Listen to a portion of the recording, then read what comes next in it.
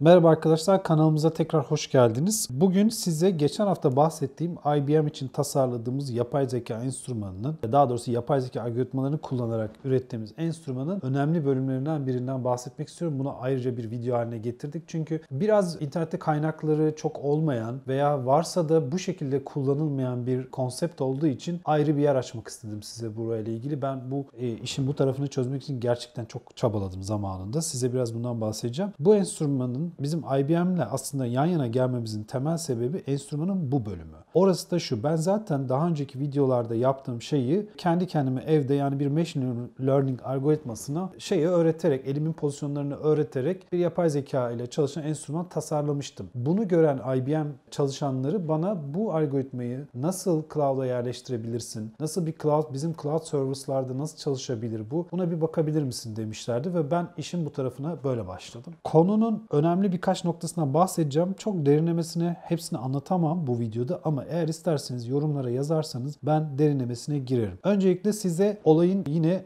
ne olduğunu anlatayım. Biliyorsunuz bizim bir özelliğimiz var. Keşfettiğimiz bütün teknolojileri hemen enstrümana çeviriyoruz. Öyle bir derdimiz var. O yüzden bu enstrümandan da şöyle size bahsetmek istiyorum. Bu bir web sitesi. Aslında gördüğünüz şey bir web sitesine bakıyorsunuz. Ben burada basitçe aslında play note koydum. Gördüğünüz gibi buraya basıp ses üretebiliyorsunuz. Peki bu nasıl oluyor? Size bugün biraz bundan bahsedeceğim. Bakın. Sesi gördüğünüz gibi iPhone'un kendisi üretmiyor. Aslında arkamda bulunan bir synthesizer çalıyor. Peki nasıl bu kadar hızlı oluyor? Bu ilişkiyi nasıl kurdum ben? Ki bir OCG mesaj sistemi falan kullanmıyorum. Bu telefon internete bağlı ve internete gönderiyor bu mesajı ve bir şekilde benim bilgisayarıma gelip sese dönüşüyor. Ve bu gördüğünüz gibi çok minimum bir gecikmeyle oluyor. Ki bunun 5G teknolojisinin yakında hayatımıza gireceğini düşünürseniz milisaniye, yani 1 milisaniyeye kadar düşeceğini hayal edebilirsiniz. Şimdi asıl konsepti konuşalım biraz. Niye böyle bir şey yaptık? Neyi işaret etmek istiyoruz? Hedefimiz ne? Tamam, bir şey yaptık, bulduk, bağladık, ettik. Ses çıkıyor. Bravo. Buradan mı alkış bekliyoruz? Hayır. Aslında bunu şöyle bir yerden düşünmeniz lazım. Yaptığımız şeyin çıktısına bakmayın. Yani nasıl bir sound'u var, nasıl bir şey duyuluyor falan. Burası tabii ki bir konu ama asıl bizim işaret ettiğimiz şey şu. Şimdi şöyle düşünmenizi istiyorum.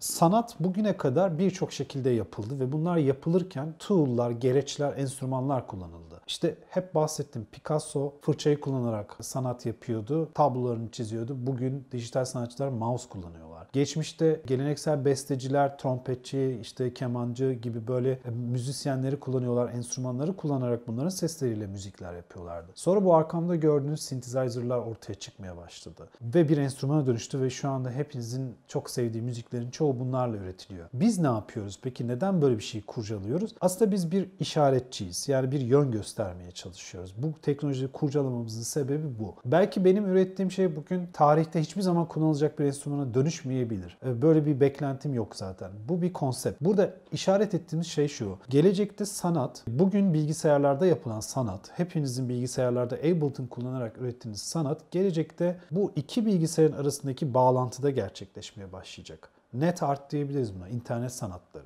Biz müzisyenler olarak aslında burayı işaret ediyoruz. Diyoruz ki bak, böyle bir protokolü ben aldım, buna bağladım ve böyle bir sonuca geldim. Bu benim geldiğim bir sonuç. Siz de bu aynı protokolleri kullanarak bambaşka sonuçlara gidebilirsiniz. Birçok videomda bahsedeceğim size. Bununla hesap makinesi de yapabilirsiniz. Bununla bambaşka şeyler de yapabilirsiniz. Olay burada teknolojiyi nasıl kullandığın ve ne için kullandığın. O yüzden bizim ürettiğimiz bütün bu kanalda göreceğiniz bundan sonraki projelerin hepsini böyle değerlendirmeniz çok daha doğru olur. Birçoğu ticari amaçlar gütmeyen projeler olarak başlayıp sonra ticari şeylere de dönüştükleri oldu. İşte Nike için ayakkabı enstrümana çevirdik. Onu yine videolarda göreceksiniz. Bunun gibi projelere ticari bir sonuçları olduğunu gördüğünüz gibi aslında hedeflediğimiz şey, dediğim gibi, geleceği işaret etmek. Bir işaret koymak geleceğe. Şimdi ben bugün size bu protokollerden bahsedeceğim ve nasıl kullandığımdan bahsedeceğim. Sonraki videolarda gelecekte bunu başka yöntemlerle de kullandım. Ben de kendim farklı şekillerde kullandım. Bugün basitleştirilmiş bir versiyonunu göreceğiniz Cloud enstrümanının çok böyle bir yerinden girmek istiyorum. Temel yerlerinden birisi nasıl mesaj alıyor, nasıl mesaj veriyor, kim kimle nasıl mesajlaşıyor, bu protokoller ne? Şimdi bildiğiniz gibi MIDI bir mesajlaşma sistemi. Open Sound Control OCG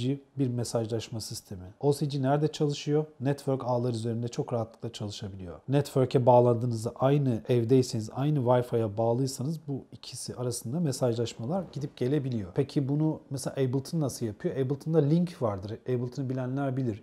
İki Ableton birbirine senkronize olur. Bunu nasıl sağlıyor Ableton? Aynı şekilde aslında bir protokol kullanıyor. Bir mesajlaşma protokolü kullanıyor. Ama Ableton şunu yapamaz, öyle değil mi? Buradaki bir bilgisayarla Londra'daki bir bilgisayara sync edebilir mi? Hayır. Çünkü bunu yapabilmesi için gerekli protokolü kullanmıyor. O sadece aynı Wi-Fi ağına bağlı olmanız gerekiyor. Biz bu sınırı kırdık aslına bakarsanız. Ve bunu kırarak, temelde yaptığımız şey, bunu kırarak sanatın çerçevesini genişletmek. Başka yönlere gitmesini sağlamak. Ben mesela bir örnek söyleyeyim size. Aynı yöntemi kullanarak ben 6 tane sanatçının aynı tabloda resim çizmesini de yapacak bir uygulama da geliştirdim. Yani buradan Londra'da bir ressam, Türkiye'de bir ressam, işte Afrika'da bir ressam aynı anda oturup aynı paper gibi düşünün. Dijital ekrana bakarak birbirlerini de görerek resim de çizebilirler bu protokolleri kullanarak. Şimdi bizim burada hedeflediğimiz şey buydu açıkçası. En basit ve dediğim gibi en iyi bildiğimiz şey de müzik enstrümanı yapmak ve bunlarla uğraşmak olduğu için biz bunu alıp hemen bir müzik enstrümanına çevirdik ki şimdi burada bir görsel sonuç da göreceksiniz. Hani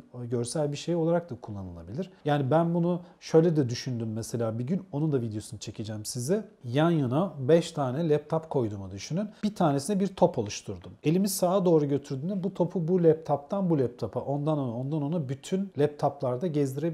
Peki bunu düşündüğünüzde böyle bir şey nasıl olabiliyor? Yine aynı şekilde aslında hepsini internete bağladım ve birbirleriyle iletişim kurmalarını sağladım gibi. Yani düşünme tamamen size kalmış. Burada sizin yaratıcılığınızla ilgili bir konu. Şimdi dediğim gibi olayın temelinde mesajlaşmayla başlıyor ve bütün kırılan yerde burası. Şimdi gelecekte hepimizin çokça hakim olacağı, kullanacağı bir teknoloji var. IoT, Internet of Things konusu. Yani Türkçesi nesnelerin interneti diye geçiyor. Biz burada kullanılan bir protokolü kullandık bu iş için. MQTT diye geçiyor adı. MQTT zamanında zannediyorum, çok %100 emin olmamakla birlikte IBM'in geliştirdiğini biliyorum. IBM'de çalışan mühendisler tarafından geliştirilen ve birkaç yıl kendi içlerinde kullandıkları, daha sonra public ettikleri bir mesajlaşma sistemi. Bunun OSC mesaj sisteminden bir farkı yok. Sadece bu mesaj internette dünyanın her yerine ulaşabiliyor. Tek farkının böyle olduğunu düşünün. Bunu yaparken şöyle bir mantıkla yapıyor. Biliyorsunuzdur belki, bu web siteleri falan, aranızda web sitesi yapan arkadaşlar falan da vardır. HTTP request denilen bir olay var. Yani bütün web sitesi, bütün hatta internet böyle çalışıyor. Siz bir mesaj gönderiyorsunuz, bir response alıyorsunuz buna karşılık. Şimdi MQTT tıp böyle çalışmıyor çok. Burada bir yayıncı var. Bir de yayını subscribe eden dinleyiciler var. Şimdi bu yayıncı ile dinleyiciler arasında da böyle sürekli olarak bir senkronizasyon olmak zorunda da değil. Yani yayıncı bir yayını bir havuzun içine atar, dinleyici onu sonra da dinleyebilir. Bunlar arasında bir ilişki olmak zorunda değil o anda. Bir topikle, bir konu başlığı koyarak atar mesajı. Buradaki binlerce kişi bunu dinleyebilir aynı zamanda. Ve böylelikle çok hızlı da bir iletişim ağı kurmuş olursunuz. Çünkü bunun sıralı olduğunu düşünürseniz ve 1000 kişiye bu mesajı göndermek isteseniz ne kadar zor olurdu. Twitter gibi düşünün. Twitter'da da bir mesajı siz gönderdiğiniz zaman sizi takip eden herkes nasıl görüyorsa, siz bu mesajı tek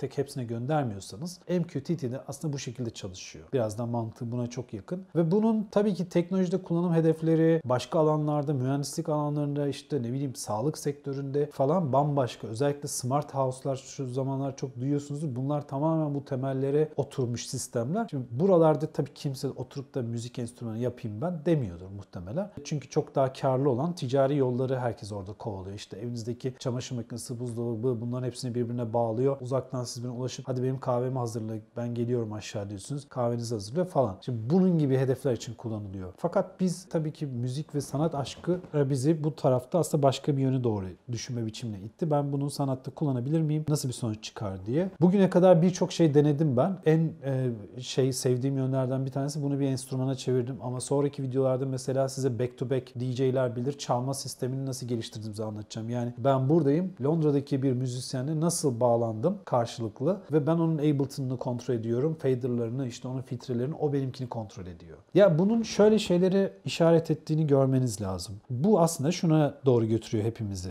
Yarın gelecekte bir gün Daft Punk gibi bir grup çıkacak. 2 tane artist ve bunlardan birisi Tokyo'da yaşıyor olacak. Birisi New York'ta yaşıyor olacak. Ve bu ikisi beraber müzik yapacaklar. Ve bunlar hatta Viyana'da konser verecekler. Ama yan yana bile gelmeyecekler. Belki hiç tanışmayacaklar bile hayatları boyunca. Bunun bile olma ihtimalinin olduğu bir şeyden bahsediyorum. Çünkü 5G teknolojisinin gelmesiyle beraber bu iletişim ağı 1 saniye, 1 milisaniyeye kadar düşüyor diyor ki bir milisaniyenin ne kadar hızlı olduğunu size şöyle anlatayım. İnsan gözünün gördüğü herhangi bir şey algılayıp onu gördüğünü anlaması 10 milisaniye sürüyor. Yani sizin görme hızınızdan hızlı bir iletişim sisteminden bahsediyorum. Bu iletişim sisteminin sanata etkisi korkunç seviyelerde olacak tabii ki. Bizim gibi bir stüdyonun da hedefi bunları araştırmak, bunlarla ilgili bir şeyler çıkarmaya çalışmak ortaya. Kaldı ki biz bunu gelecekte bir sanat performansına sahnede kullanacağımız bir performansa çevirmeyi planlıyoruz aynı şekilde. O yüzden olayı dediğim gibi buradan değerlendirmenizi istiyorum. Neleri kullandığımdan bahsedeceğim. Bunları size sırf neleri kullanıyorum göstermek istediğim için yani. Ama dediğim gibi aslında bu kanalda hep size şunu anlatmaya da çalışacağım. Tekniği unutun. Teknik sizin için önemlidir ama teknik sizin düşünme şekliniz değildir. O bir araç. Sizin burada her zaman bulmanız gereken şey bunu nasıl yapılabileceği üzerine düşünmek. Yani düşünce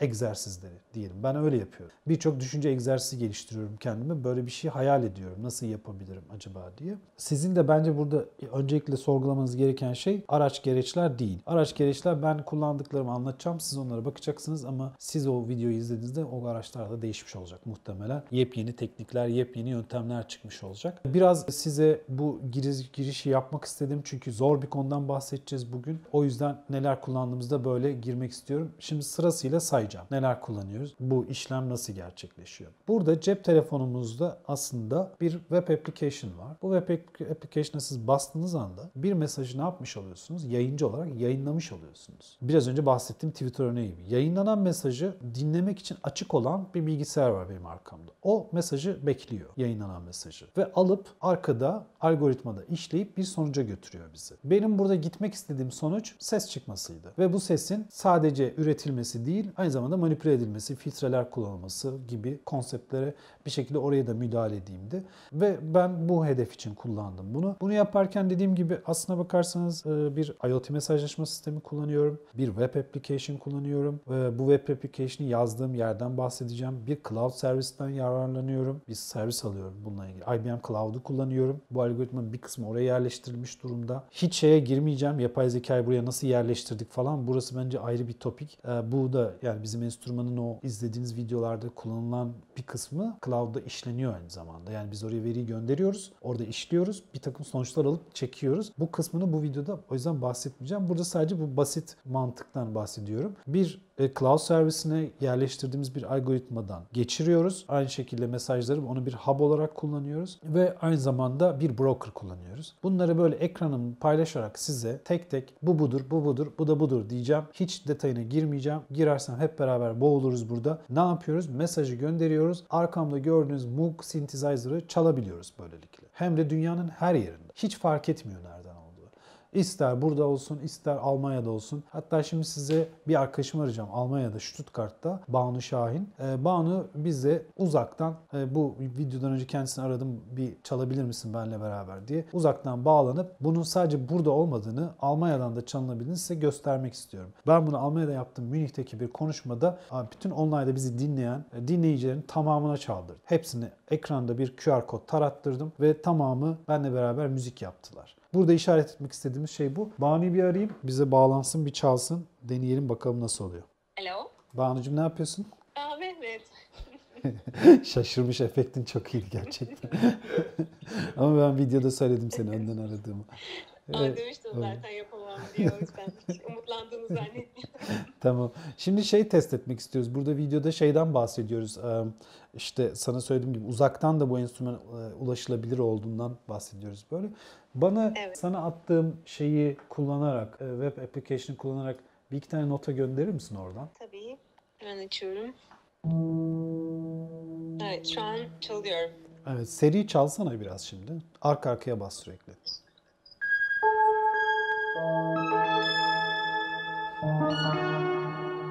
Süper.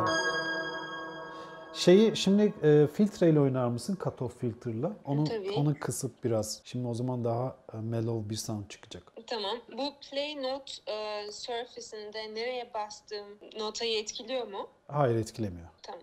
Cutoff'u düşürüyorum biraz şimdi. Aynen, çok düşürdün. Biraz aç. Açıyorum. Aynen. Biz zaten senin gönderdiğin mesajları görüyoruz buradan. mesajları veri olarak mı görüyorsunuz yoksa benim gördüğüm GUI'yi de siz de görüyor musunuz? Onu da görüyoruz. Grafik olarak da görüyoruz. Onu zaten göstereceğim şimdi kanalda. Biraz seri çalsana yine tekrar bize. Tamam. Şimdi Kik'i de aç hatta. Kik'le beraber çal. Kik. Aynen açtın şu anda Kik'i. Tamam.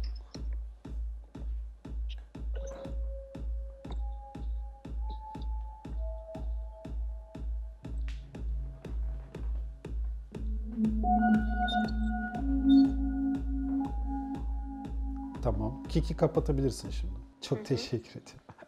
Rica Tamam. ederim. Biz bunu bir göstermek istedik de Stuttgart'tan burada nasıl beraber çalabiliyoruz falan. Çok teşekkür ediyorum bağlandığın için. Yine görüşürüz. Tamam, görüşürüz. Kolay Evet, gelsin. sağ ol. Bay bay.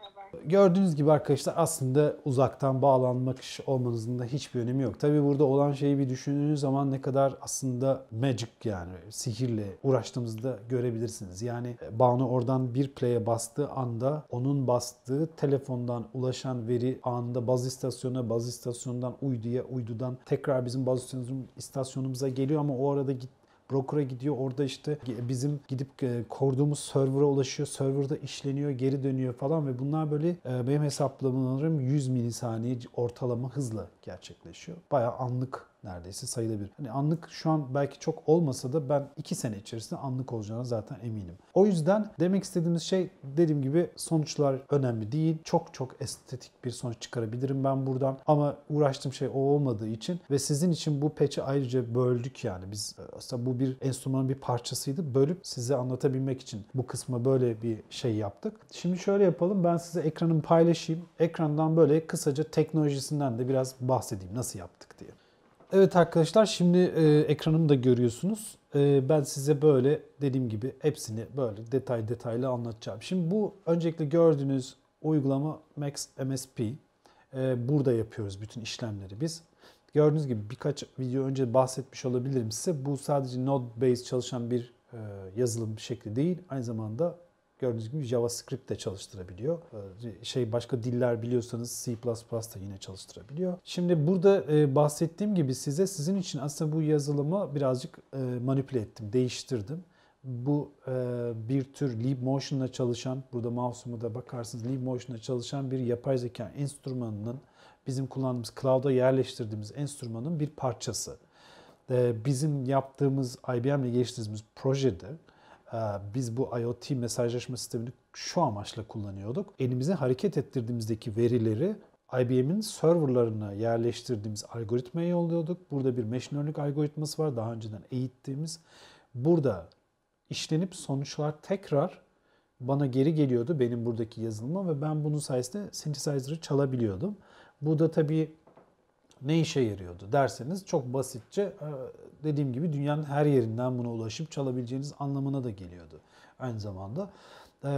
Biz burada sadece bugün bu mesajlaşma sistemini göstereceğiz. Diğer taraflarına girmeyeceğiz. Ama çok merak ederseniz bize yazın. Bunun için de ayrı bir video çekeriz. Daha derinlemesini anlatmamı isterseniz bu teknikleri dediğim gibi anlatırım. Ama Max öğrenmek veya başka konularda yani Ableton, Max gibi böyle bu yazılımlar üzerine eğitim almak istiyorsanız orası bizim kanalımız değil. Bizim kanalımızda daha çok düşünme şekli, konsept, nasıl geliştirilebilir bir tür beyin fırtınası yaptığımız bir yer burası. Öyle düşünün. Size bunlardan hep bahsediyor olacağım. Deneyimlerimizi paylaşıyor olacağım ama dediğim gibi bilgiler vermeyeceğim. Onları çokça kanal var bulabileceğiniz. Neler kullandık? Hemen onları ekrana getiriyorum sizin için. Öncelikle arkadaşlar Node-RED diye bir yazılım kullandık. Şimdi Node-RED nedir? Node-RED şöyle çalışıyor. IBM'in serverlarına yerleştirilmiş, IBM'le işbirliği yapan Node.js adında bir kütüphanenin ürettiği bir Max gibi tabanlı çalışan, drag and drop tabanlı çalışan. Aslında bunlara sanırım ne deniyordu? Bir araya girebilir miyim? Orada aslında Node.js üzerinde IBM tarafından geliştirilen açık kaynak kodlu bir. IBM tarafı tamam. Yani çok derinlemesine ben de bilmiyorum kim geliştirmiş, nerede geliştirmiş ama böyle Node-RED, Node.js library'ler üzerine IBM tarafından geliştirilmiş. Yani IBM'in Cloud Service'larında size sağladığı olanaklardan birisi. Bunu kullanabiliyorsunuz. Kimler kullanıyor bunu? Çok basit, mesela evinize bir alarm sistemi kurdunuz. Alarm sistemini böyle bir şeye bağlıyorsunuz. Böylelikle aslında bu evinizdeki işte sensörlerin falan birbirlerine bağlayabildiğiniz bir yazılım bu. Şimdi bunun kullanım hedefi ve amacı başka. Yani burada bambaşka projeler geliştiriyor insanlar. Dediğim gibi smart house'lar için kullanılıyor falan. Biz burayı müzik yapmak için kullandık. Aynı zamanda burası bizim için bir hub'dı. Neyin hub'ı, neyin göbeği bu? Şunun göbeği. Mesaj buraya geliyor. Bu mesaj buradan bir tanesi bizim başka bir bilgisayara yerleştirdiğimiz, server'a yerleştirdiğimiz yere gidiyor. Benim kedim o. Onu şöyle kovalasan orada. Bizim kedimiz var. Minnoş, çok yaramaz da. YouTube'u da çok seviyor. Hep buralarda. Dediğim gibi bizim burada kullandığımız Node-RED yazılımı birçok başka amaçlı kullanılıyor. Biz burada mesajları buraya ulaştırıp buradan yapay zekanın analiz etmesi için gönderiyorduk. Aynı zamanda birçok insanın kullanabileceği web app için aynı zamanda bir şey olarak kullanıyorduk. Bir hub olarak kullanıyorduk. Ve bir de görseller vardı bizim burada çıkarttığımız. Görsel sonucu da çıkaran bilgisayarla da ayrıca iletişim kuruyordu. Yani bir hub'dı, bir merkez. Bu merkezi kullandığımız, kurguladığımız yer dediğim gibi bu arkadaş Node-RED. Node-RED'de işte gördüğünüz gibi from Max diyorum. Yani benim Max'ten geliyor. Bakın Open Kick diyor. Mesela Kick'i açıp kapatmasını sağlıyor insanların. Yani neyle sağlıyor? Şimdi onu da göstereyim. Yani şu web app'i göstereceğim size. Benim cep telefonumda da gördüğünüz bu açılışta. Bu web app'in bir tür şeyi bu. Yani burayla da mesajlaşan bir tür arka planı. Backend gibi düşünün yani. Buradan ben Kick'i açabiliyorum. On oldu, gördünüz.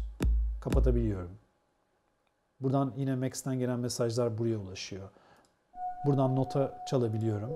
Yine bu buradan gönderiyor. Bakın play note diyor. To Max diyor. To Max dediği benim Max arkadaki algoritmama geliyor. Buraya ulaşıyor mesajlar. Ve ben burada o mesajları alıp bir notaya çeviriyorum. Velhasıl gösterdiğim gibi size iki tane aslında temel şeyi gösterdim. Bir de burada broker'ımız var. Şimdi broker da ilginç. Burada size bahsettiğim mesajların yayınını yaptığım zaman, ben bir mesajı gönderdiğim zaman buradaki aslında broker'a geliyor.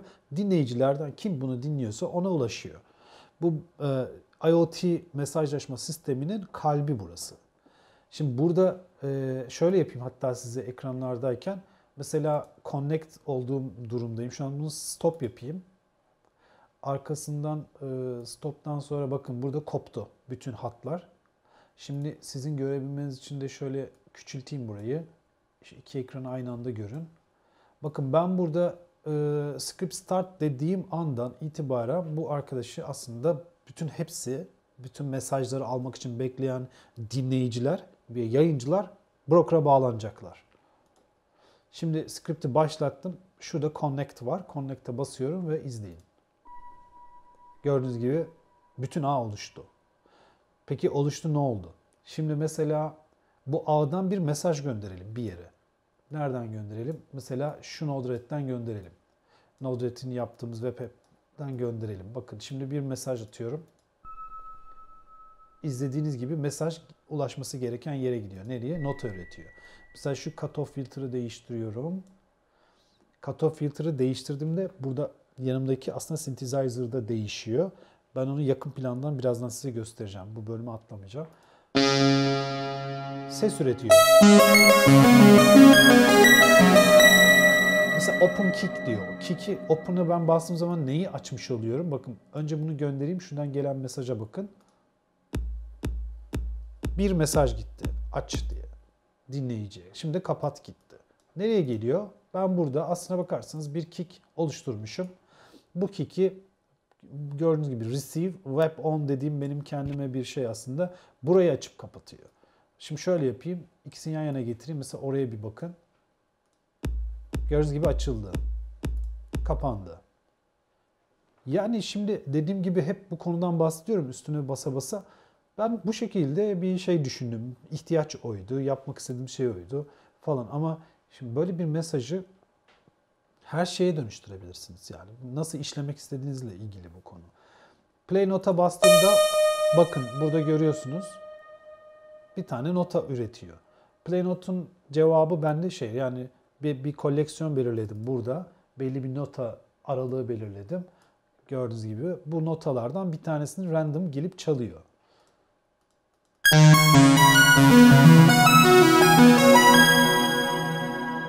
Şimdi bu işin dediğim gibi şu tarafını, yani bunu hareket ettirdiğim zaman ne oluyor derseniz, bu hareket ettirildiği zaman ki şurada mesajları göreceksiniz hızlıca.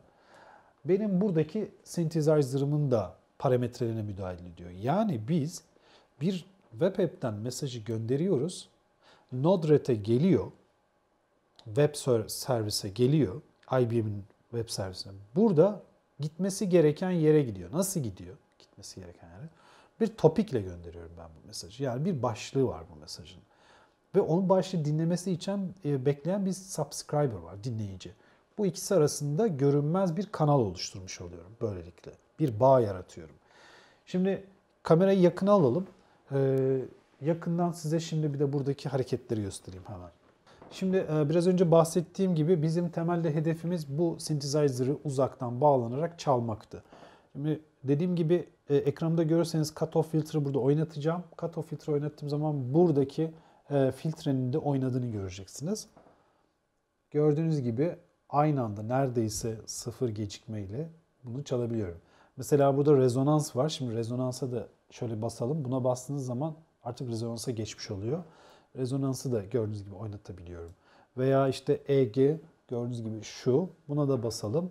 Bu da aynı şekilde olacak.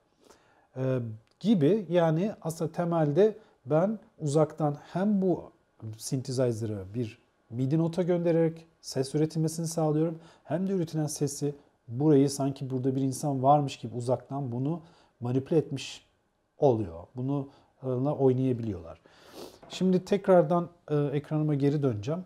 Son olarak arkadaşlar bahsetmek istediğim bir yerde var. Dediğim gibi bu tarz bir yöntem, yani ben alıp bir synthesizer'ı çalmak için kullandım bunu.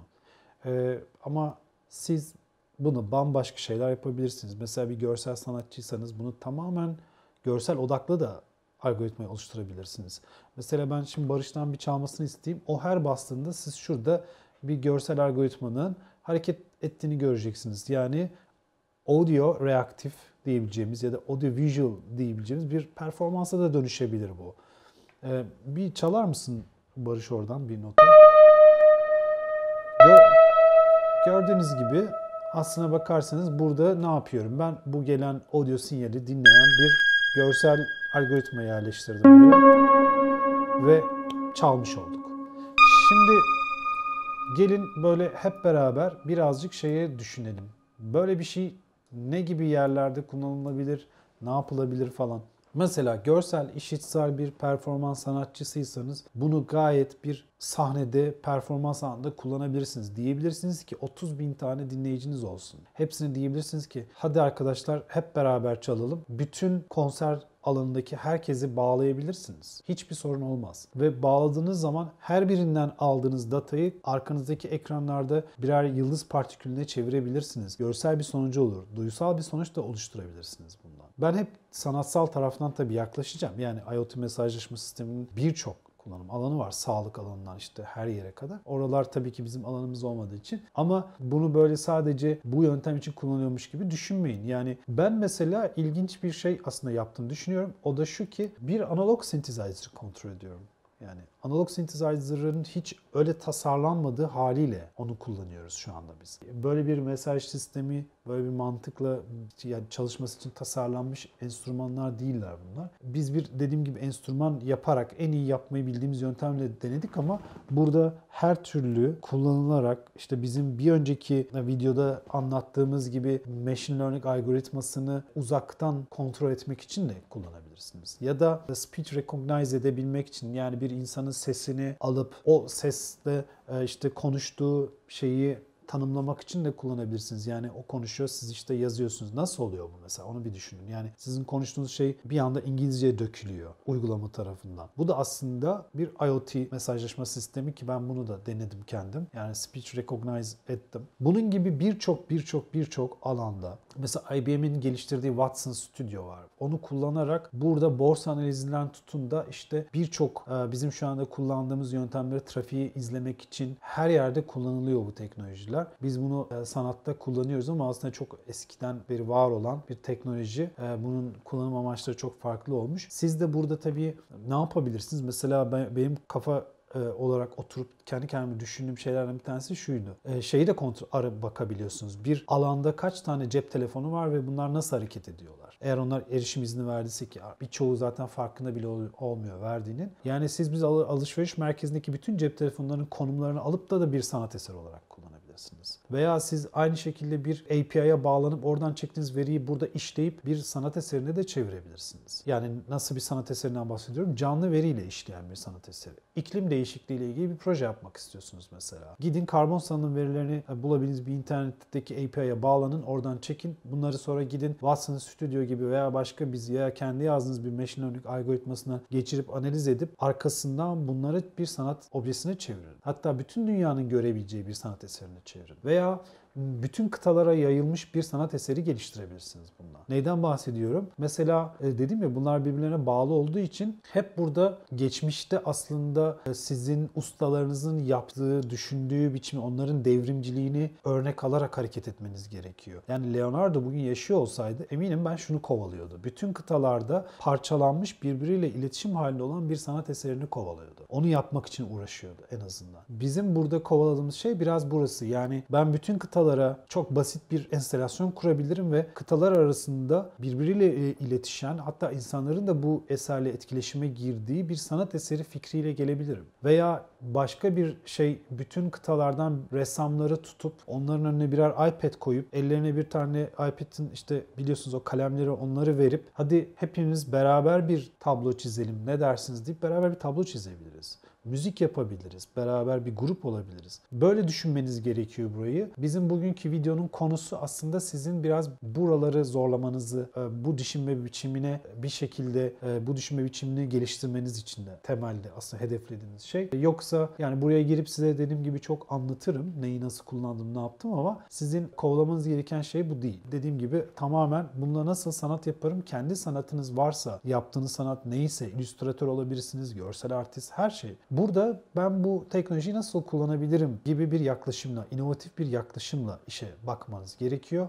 Bugüne kadar benimle çalışan, benim yanımda olan bütün sanatçılara, arkadaşlarıma bahsettiğim ve altını çizdiğim bir konu var. Onu söyleyerek burayı kapatmak istiyorum. Sanatçıların kendine örnek alması gereken en önemli şeylerden birisi kendisinden önce yaşamış sanatçıların nasıl davrandığı hali, durumu veya işte yaptıkları müzik değil. Yani ben birçok sanatçı arkadaşımın durumunu çok gördüm. Hayran oldukları sanatçılar var. Onlar gibi olmak istiyorlar. Bayılıyorlar. Onlar gibi çalışıyorlar. Onların yaptığı müzikleri çok iyi yapıyorlar ama bu yeterli mi acaba? Çünkü bu bir replikaya giriyor bir yerde ve bunu emin olun buradaki aslında sizin hayran olduğunuz sanatçı en önemli özelliğini kaçırmış oluyorsunuz. Yani devrimciliğini. Ve devrimciliği ve inovatif düşünme şeklini kaçırırsanız aslında hayran olduğunuz sanatçının en önemli parçasını kaçırmış oluyorsunuz. O yüzden benim size tavsiyem tabii ki sizden önceki yaşamış sanatçıların derinlemesini öğrenin her şeyin ama onların önemli özelliği olan devrimciliğini kaçırmayın. Bizim burada kovaladığımız şey o.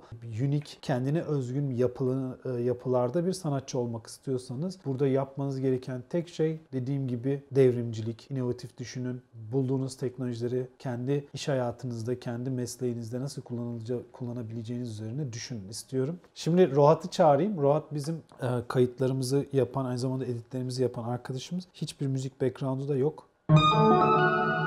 Buraya basarak çalıyoruz aslında. Aynen. Bir dakika. Heh, gel benimkine. Çalsana biraz bir şeyler oradan.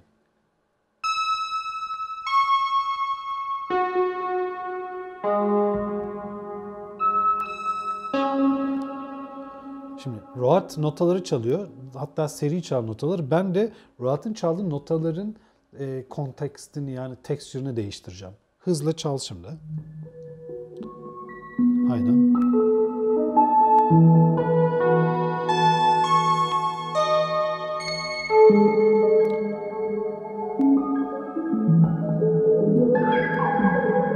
Şimdi Kiki açacağım hatta.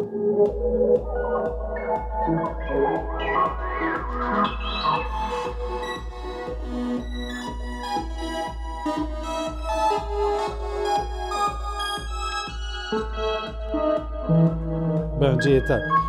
Yani hiçbir önemi olmadığını zaten defalarca söyledim. Burada inanılmaz estetik bir sonuç çıkarabilirim ki yaptım yani IBM işinde. Hedefimiz bu değildi bugün. Bugün size böyle basitçe random generate eden bir notalar üreten bir algoritma hazırlamış olduk. Konsepti anlatmak için. Çok sorunuz olursa, konuyla ilgili merak ettiğiniz şeyler olursa, kafanıza takılan bir şey olursa yorumlara yazın. Videoyu likelayın ki biz bu videolardan bolca yapalım. Bu motivasyonumuz artsın. Türkiye'de zannediyorum yani ilk bu konuları önüne koyup bunları araştıran kanalız. Müzik kanalıyız, müzik teknolojileri kanalıyız ama bir taraftan da yeni medya sanatlarıyla uğraşıyoruz. İlerideki videolarımızda inanılmaz seveceğiniz şeyler var. Böyle size birkaç tane şey söyleyebilirim. Mesela Dubai'de şu anda gerçekleştirdiğimiz insan sesini kaydedip bununla yaptığımız bir ayakkabı projesi var. Yani bir ayakkabıya dönüşüyor bir insan sesi ve size özgün bir ayakkabıya dönüşüyor. Bunu nasıl yaptığımızı anlatacağım. Amerika'da şu an gerçekleştirdiğimiz bir proje var. Neuroscience ile alakalı bir nöronun yaşamıyla alakalı bir projemiz var. Artek House'da gerçekleştireceğiz. Washington'da onu anlatacağız. Münih'te bir performansımız olacak. Bu IoT teknolojilerini yine orada deniyor olacağız. Bunun gibi sizin de ileride göreceğiniz videolar olacak. Lütfen dediğim gibi bunları likelayın, paylaşın, mümkünse izleyebildiğiniz kadar izleyin ki biz de izleme oranlarına bakarak motivasyon kazanalım. Çok teşekkür ediyorum bugün yine bizi izlediğiniz için. Haftaya yepyeni bir konuyla tekrar beraber olacağız. Siz mi çalıyorsunuz? Beni... Okey. Tamamız. Bence bitti.